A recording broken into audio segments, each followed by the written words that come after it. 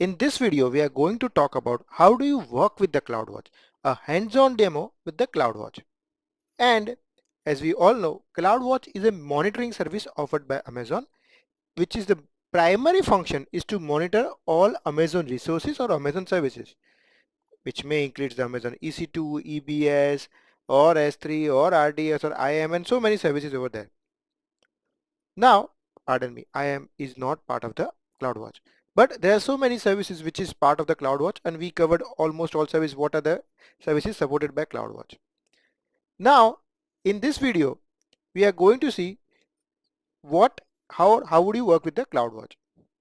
So for that, we would be performing a few tasks. First task, you must be knowing that you must have launched an instance with the EC2.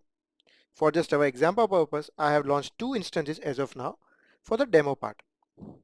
And along with that, we would be seeing what is the status of the instance, how do you see the detailed monitoring of the instance, and what are the different metrics available with the CloudWatch. That all part we would be seeing over that. So let's go to our Amazon Management Console. I am in the Amazon Management Console.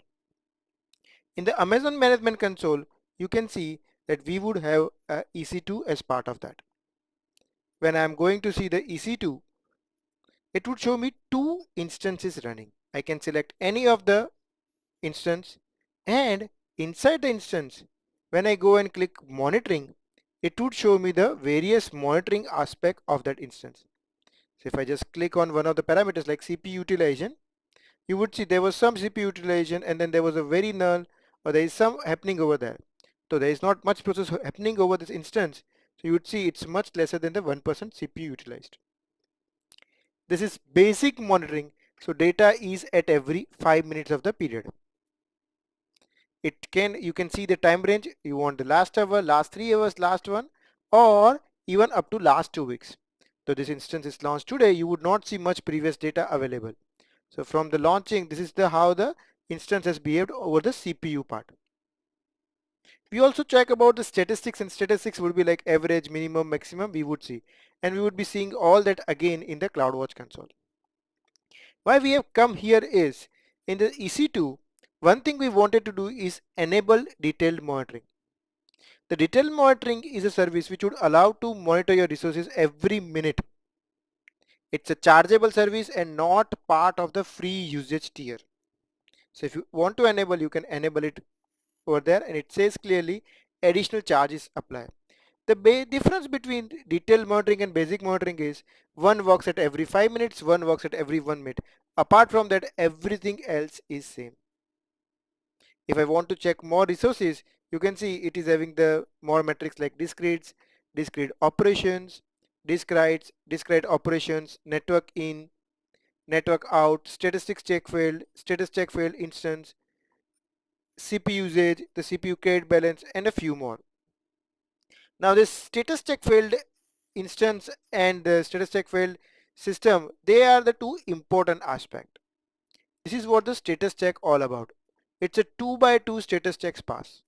And then only we were planning to connect to the instance. We do not connect unless the status checks are passed. These status checks come from this section. You can see there are two kind of a status checks. One is a system and one is the instance status checks. The system status checks is verify whether your instance is reachable over the hardware or not. There may be infrastructure issue, Amazon power issue, networking, all that kind of issue it deals with. While instance status checks deals more with the instance, the operating system and the file system corrupted or not, and kind of a checks it would make. Once those two checks are passed by Amazon, instance is healthy and you can connect with the instance. These two checks are available at every minute, and if one of the check fails, instance is not reachable.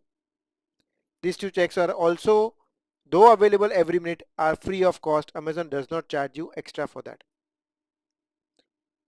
So this is all about the how you would be monitoring services with the EC2 level. I will be going to the CloudWatch service. Let's go to the CloudWatch. I'm clicking on the CloudWatch part. The CloudWatch, as we know, provides a various kind of a metrics and monitoring services. The key aspect of the CloudWatch was alarms. But let's first go and check the metrics part. The matrix shows currently how many metrics are available. So there are the EC2 instance matrix, EBS matrix, and the billing matrix. CloudWatch is very well used for the e billing monitoring also, and we will see that also now. If I just click on the EC2 matrix, it would list down all the EC2 metrics. What are the metrics available? That's the CPU credit balance, CPU credit usage, utilization, read operation, write bytes, write operation, network in, network out, status check failed, all that for the CloudWatch, and same 12 are available for the another instance too. You know what? You can even aggregate the data. You can select the data here also very easily. If I select the data, if I select this data with the mouse, I can zoom that section also. On the right hand side, what you see is a copy URL. Suppose you find some abnormality and you want to share this abnormality with your colleague. You can just copy URL and give it to your colleague. When he pastes the URL and logs into Amazon, he would be seeing the similar graph.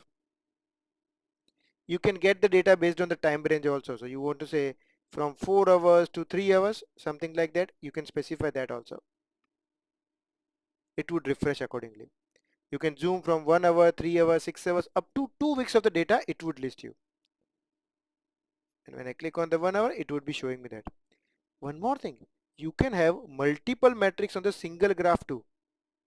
See, CPU credit, status check failed, network out. You can have that. If you want to see multiple graphs on the same page, provided the metrics are same, it would be also helpful for you. So just take an example. I want to see CPU utilization of this instance with my another instance. I can do that. You can see it would be having a two instance available. One is having CPU utilization almost zero all the time. The other is having some data, but then it's also almost zero. So this is how the things are working.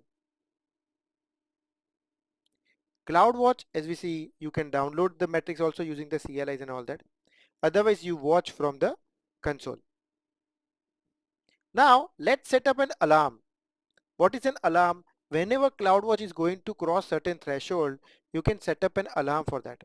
So either you can create an alarm, since I have the two metrics available. I select one and I can create alarm from the same here also.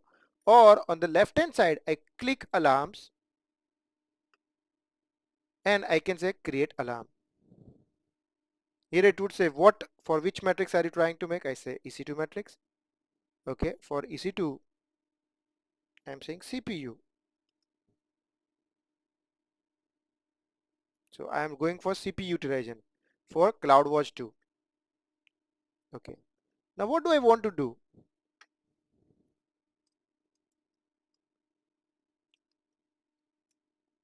The alarm can be for the higher or the lower. Both the threshold you can set up that. Once you say when the CPU is lower utilized, you want to get an alarm, or CPU is higher utilized, you can want to get that.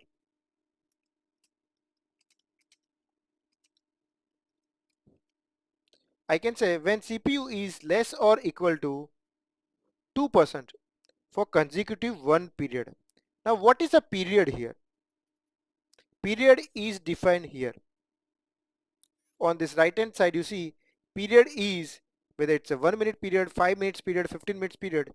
That means for consecutive, if I say 2 period, and here I defined 1 period equal to 1 minute, that means for consecutive 2 minutes, if the CPU utilization is 2 minutes or less than 2%, it should take action as defined here.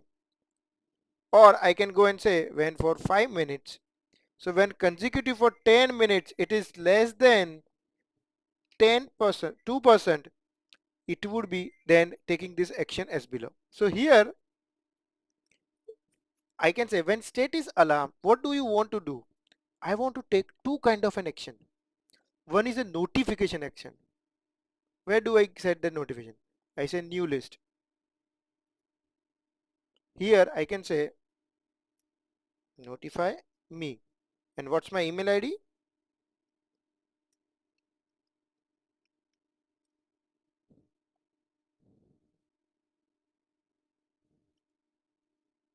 Right? So it would be sending an email over there. I also want to take another action. So whenever it's less than 2% for 2 minutes, it would send an email to this email ID. Then I want to say, oh, I want to take an EC2 action too. What is an EC2 action? Whether I want to stop, start, what do I want to do with the instance? I say terminate the instance.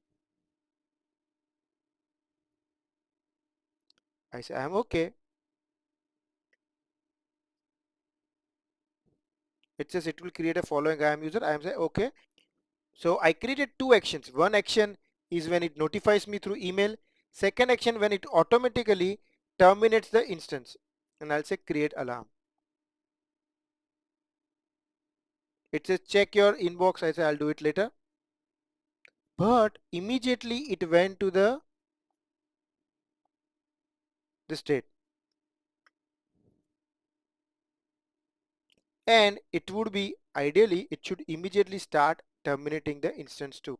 You can see it has started terminating one of the instance because it's in the alarm state. So this way you can see I can take the action with the CloudWatch alarms. So CloudWatch alarms helps you to take action based on the certain matrix. Whenever the matrix crosses the limit above or below, both the way you can take the action over here. And it's not only for the EC2, whether it's for the EBS or for the different kind of service, you can take that. CloudWatch action has a three kind of actions. One is a notification we talk about. Second is the EC2 action. Third is the auto scaling. Auto scaling action we would see in the future when we start learning about the auto scaling. Apart from that, in the CloudWatch, you can set up a billing alarm too. Now billing is a very important aspect. You came to the Amazon because you wanted to save certain money. Now if you can't save the money, there is no use of that. So how would you save some money with the Amazon? Or how do you get alerts with the Amazon that whenever you are crossing certain limit, it should notify you? And that's why Amazon provides the billing matrix. Now, if you are a new to Amazon and first time using this, you would see some different message here because it requires you have to enable billing notifications. For that, what you have to do is go to your name here on the top where my name would be. You go to your My Account section. Remember, go to My Account section.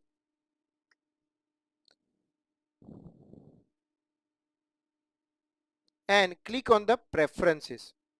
Remember, click on the Preferences. And select this option, Receive Billing Alerts. Receive Billing Alerts. Once you have enabled and you save the preference, after that, you would be able to get the billing alerts here. So I can say, I want to get the billing alerts for my estimated charges. So what is my anticipated charges? So let's go and make an alarm for that. So I would go and say create alarm. My total charges, I want to get the alarm and I would say next.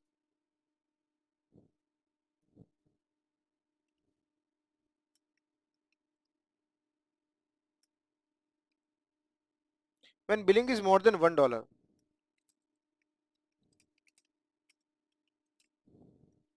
because I am using a free usage tier. So as soon as the billing crosses $1, it should notify me. So I would say when state is alarm, notify me. I can select directly this notification which I created or I can enter the new email ID too. And then I say create alarm. Advantage is now whenever the billing crosses the limit, it would send an email to me.